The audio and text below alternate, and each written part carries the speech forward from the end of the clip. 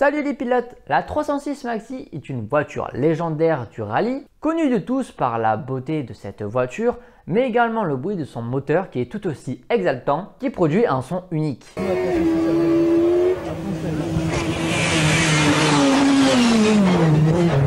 Cette reine de l'asphalte a failli plusieurs fois marquer l'histoire du WRC, c'est ce que nous allons voir aujourd'hui.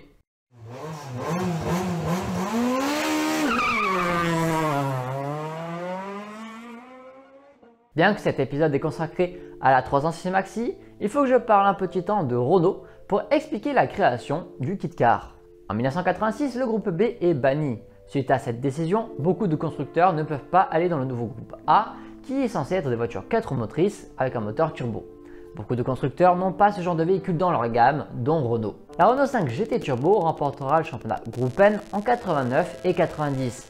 C'est bien, mais c'est pas le top niveau. Petit à petit, Renault vient faire de la figuration en mondial. Même en championnat de France, ils feront de la figuration. La Clio 16S, malgré quelques victoires, a du mal face aux 4 roues motrices. Cette voiture n'exploite pas le plein potentiel offert par le règlement, elle a un petit moteur et elle pourrait largement être un plus gros tout en restant dans les clous du règlement. Et c'est ce que Renault va finir par faire, ils vont monter un moteur de 2000 cm3 et c'est ainsi que la Clio Williams est née et qui aura beaucoup de succès. Tout ceci donne à Renault une idée, un ensemble prêt à monter offrant la possibilité aux propriétaires de convertir leur 16S en Clio Williams. C'est ainsi que le concept de kit car est né. Clairement, en gros, une voiture en kit, on vous donne les pièces, vous la montez, un peu comme du Lego. Car kit car traduit veut littéralement dire voiture en kit.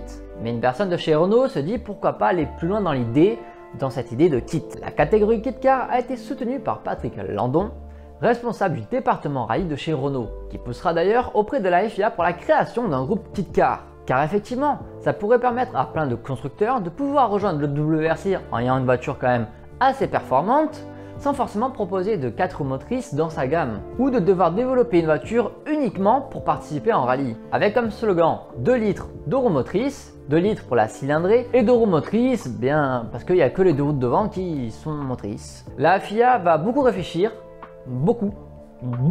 Un championnat fut créé, alors il y aura plusieurs noms au fil des ans, mais on va retenir que c'était la Coupe du Monde 2 litres. Volkswagen seront les premiers à présenter une voiture, puis Ford suivra, Citroën avec la ZX qui restera pas très longtemps, ainsi de suite. Ces voitures sont très légères et avec toute la puissance sur les roues avant, les kit cars détruisent leurs pneus.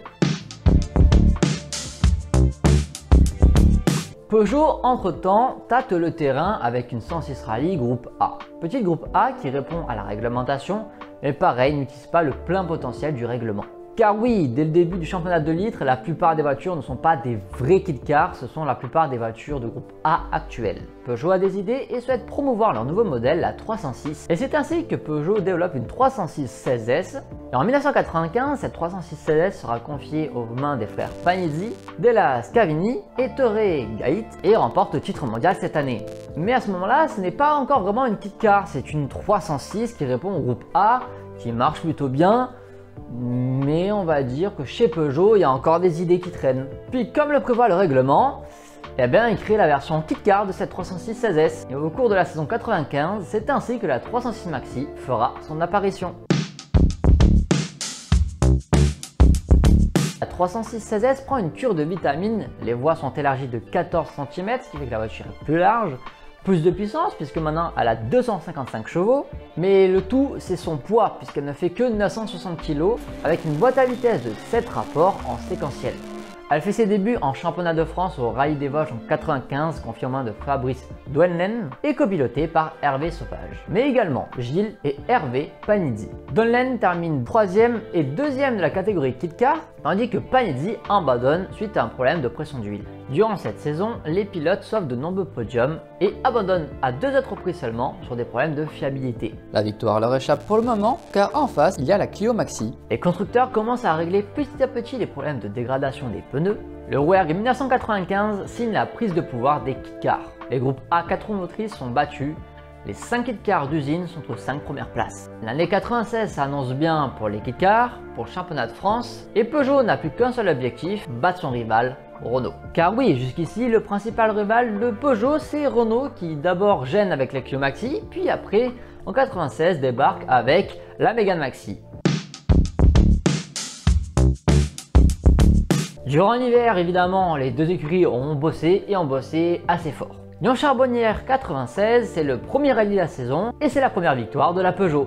Le duel commence, c'est une lutte sans merci entre Peugeot et Renault. C'est la course à l'armement, littéralement. Les voitures passent de 250 chevaux à près de 300 chevaux et la voiture frôle les 10 000 tours minute, voire certaines les dépasseront. Ils cherchent à améliorer partout, à tous les segments de la voiture, à réduire le poids où il faut, voire un peu trop, puisqu'à un moment donné, Peugeot aura des disques en aluminium et Panizzi les fera fondre. Lors du rallye d'Antibes, Armin Schwartz et l'écurie officielle Toyota viendront donc s'entraîner avec leur WRC et ils seront abattus par les kit cars. Est-ce que c'est dû à une coïncidence, à la méconnaissance du terrain d'Armin Schwartz, ou alors ces kit cars sont bien plus rapides que l'on pense? Le duel Peugeot-Renault se fera toute la saison, c'est aussi un duel de pilotes et copilotes entre Gilles Panizzi qui est pour Peugeot donc, et Philippe Bugaszki qui roule sur Renault.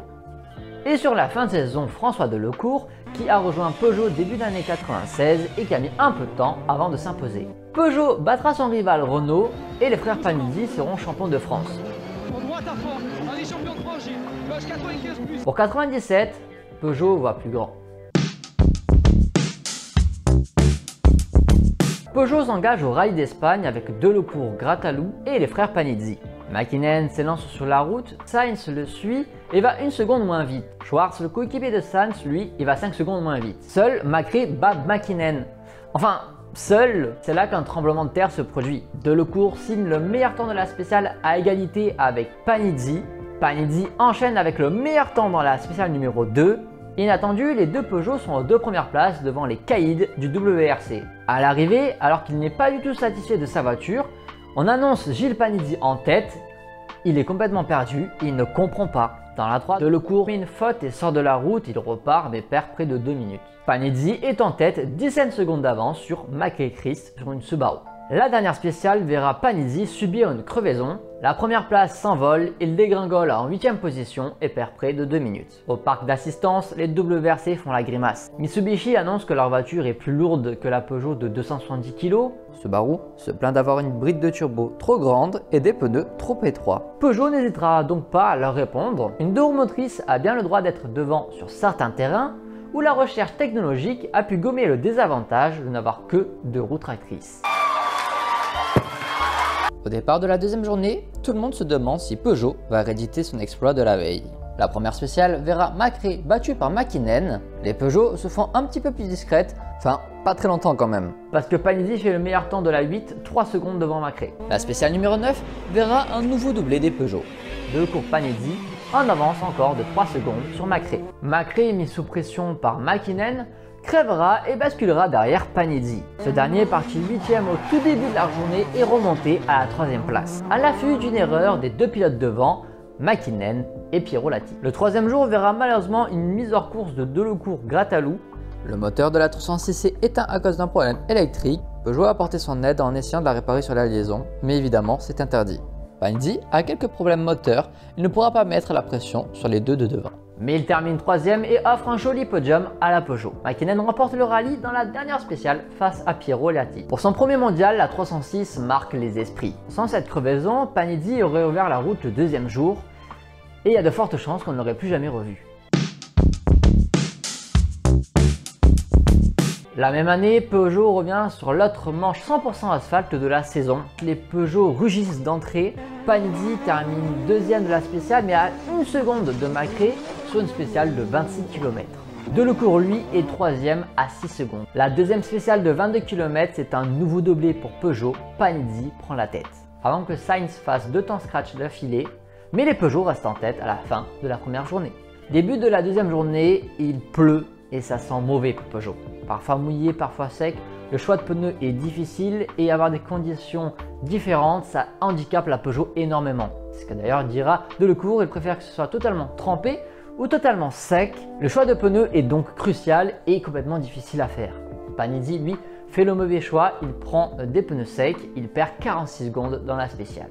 Delecourt, lui, a fait un autre choix et il prend des pneus mixtes. Il met 36 secondes à Panizzi et passe donc en tête. Et évidemment, les Peugeot sont regardés de très près et forcément leur choix de pneus aussi. Sainz fera le même choix de pneus que Delecourt, avec 2 roues de plus qui motrices eh bien, il réussit à revenir sur Delecourt. À la fin de la journée, Sainz et Delecourt sont ex-aequo en tête. Panizzi, lui, est remonté 3e à 9 secondes du duo. La dernière journée va être serrée. Delecourt a un petit problème d'embrayage et perd 3 secondes. Mais la menace s'appelle Macré. Il remonte comme un boulet canon, il dépasse les deux Peugeot, une spéciale à parcourir, 4 vainqueurs potentiels regroupés en 13 secondes. Sainz est donc en tête pour le moment, suivi de près par Macré et Panizzi, tous les deux à 7 secondes, suivi Delecourt donc à 13 secondes. La route est complètement trempée et quelques erreurs des pilotes les empêcheront de pouvoir gagner. Il termine 3e et 4e. Macré à l'arraché réussit à remporter ce rallye. Cette deuxième occasion, les Peugeot ont été battus à la régulière, mais quel dommage. Sur ce terrain assez difficile, c'est sûr que les Peugeot ne peuvent pas rééditer leur performance. Sur la neige, la glace et les conditions difficiles et hivernales, c'est pas possible que la Peugeot fonctionne. Ils réussissent néanmoins à terminer 9e pour Panizzi et 10 pour Delecourt. Ils réussissent à remporter leur catégorie face à l'Ibiza Kit Car. Retour sur les terres de leur début en Catalogne. Cette fois-ci, les concurrents sont mieux armés, préparés à ce que Peugeot peut leur réserver. Les 306 sont une nouvelle fois dans le rythme, mais ne pointent pas en tête. Et à certains moments, elles ne seront même pas les premières d'Euromotrice. Battues par une nouvelle Kit Car qui fait ses débuts en Catalogne. Mais ça, c'est pour un prochain épisode. Les Peugeot ne se laissent pas abattre pour autant et rugissent. Elles font des meilleurs temps ou sont assez proches des rivaux. Mais la régulière cette fois, c'est Toyota qui caracole en tête et Didier Auriol ira remporter ce rallye. Panizzi termine 6e et Delecourt termine 8e. L'an dernier, au Tour de Corse 97, c'était assez serré pour la victoire. Évidemment, Peugeot est attendu au tournant au Tour de Corse 98. La météo est déplorable, pluie, brouillard sont présents. Macré signe le meilleur temps, Panizzi le 6e, Delecourt le 7e. Mais les Peugeot se reprennent en signant le 2e et 3e meilleur temps de la spéciale suivante. Malgré les conditions, les deux Peugeot sont dans le bon wagon. Panizzi est 2e derrière Sainz qui est passé en tête, Delecourt est 5e et derrière Macré attaque pour tenter de remonter. Il dépasse les deux Peugeot, à la fin de la journée, il est en tête devant Delecourt 2e. Panizzi, lui, a glissé au 7e rang. Au parc d'assistance, un petit tonnerre se produit. Macré est meilleure course. Il devait respecter une certaine épaisseur sur les gommes, comme ce n'est pas le cas, il est disqualifié. Subaru fera appel de la décision avec un incroyable argument. Ils diront que oui, les pneus sont trop usés parce qu'en fait il a crevé, du coup ça a abîmé le pneu. On sait pas vraiment comment ça a marché, mais ça a marché. La FIA retire donc la disqualification de Macré. Deuxième jour, les Peugeot sont donc bien placés. Malheureusement, le pire arrive pour elle, les conditions changeantes. Macré signe 2 scratchs d'affilée et augmente son avance sur Delecourt. Les conditions handicapent fortement la Peugeot, Delecourt redescend 4e. Mais il résiste et tient fermement sa 4e place. Panizzi, lui, est 7e après avoir bien bataillé tout au long de la journée. Vient donc le dernier jour. Le temps est sec, ça s'annonce bien pour les Peugeot qui vont pouvoir remonter. Panizzi fait le 2e meilleur temps, Delecourt est un petit peu plus loin. À cet instant, Delecourt est à 1 minute 27 de la tête de course. ES14, meilleur temps de Delecourt, ex-aequo avec Bruno Thierry. ES15, Delecourt monte sur le podium tandis que Panizzi passe 5e. Puis subitement, la FIA décide d'annuler la spéciale numéro 16 parce qu'il y a trop de spectateurs, que c'est dangereux. Les pilotes parcourent donc la spéciale au ralenti sans vraiment la faire. À l'arrivée, ils ne comprennent pas car il n'y a aucun spectateur mal placé ou trop de monde. Panizzi fait le meilleur temps de la dernière, 2e Delecourt. Pour le général, Delecourt termine à 27 secondes de Macré, qui termine avec des pneus très usés. Cette spéciale annulée est un coup du sort qui sauve Macré des griffes de la lionne. Même si sur la perf pure il en manquait un tout petit peu à Delecourt, on peut résolument penser pourquoi la FIA n'a pas appliqué le règlement à la lettre concernant l'exclusion de Macré pour pneus non réglementaires. Et l'annulation de la spéciale numéro 16 reste aussi suspecte quand on sait que Macré a terminé avec des pneus très usés, donc qui techniquement aurait pu terminer une nouvelle fois avec des pneus non conformes. Est-ce que la FIA ne voulait pas avoir une Euromotrice s'imposer ou avait peur des constructeurs et de leurs plaintes? Ou c'est tout simplement du bon sens de la FIA de ne pas appliquer cette pénalité et qu'il y avait vraiment trop de monde sur la spéciale? Il y aura toujours une part de mystère, donc chacun verra ce qu'il voudra. Mais cette nouvelle occasion ratée est dommage pour Peugeot. Le dernier rallye de la Lyon sera le San Remo 1998. Panizzi terminera 5ème après avoir signé de nombreux temps scratch et Delecourt a abandonné pour problème électrique. Ce fut la dernière apparition de la 306 Maxi en mondial, en tout cas aux mains de Peugeot Sport. La Peugeot aurait pu s'imposer à 3 reprises et s'inscrire un peu plus dans la légende, mais les aléas du sport en ont décidé autrement. La Peugeot a perdu la tête haute face au WRC et n'en reste pas moins un mythe. Avant de céder sa place à la 206 WRC. La 306 Maxi reste une voiture mythique que l'on peut toujours apercevoir aujourd'hui, que ce soit au Rallye Légende, ou aux mains de Sébastien Loeb, ou aux mains de d'autres pilotes privés. Une autre kit car vengera la 306 Maxi, mais ça, c'est pour un prochain épisode. A bientôt les pilotes!